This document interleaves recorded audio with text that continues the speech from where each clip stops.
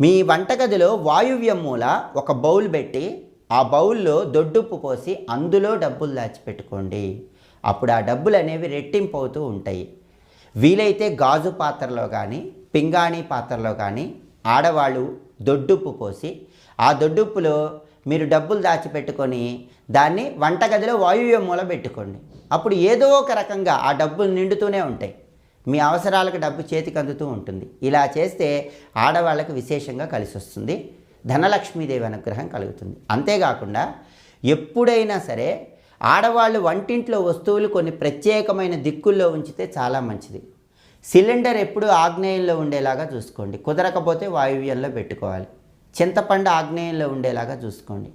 మినుములు ఎప్పుడు వంటగదిలో నైరుతిలో ఉండేలాగా చూసుకోండి. ఇలా ప్రత్యేకంగా కొన్ని నియమాలు పాటిస్తూ వంటగదిలో ఆడవాళ్ళు వంట చేసుకుంటే చాలా మంచిది. ఇంకా ఇలాంటి మరిన్ని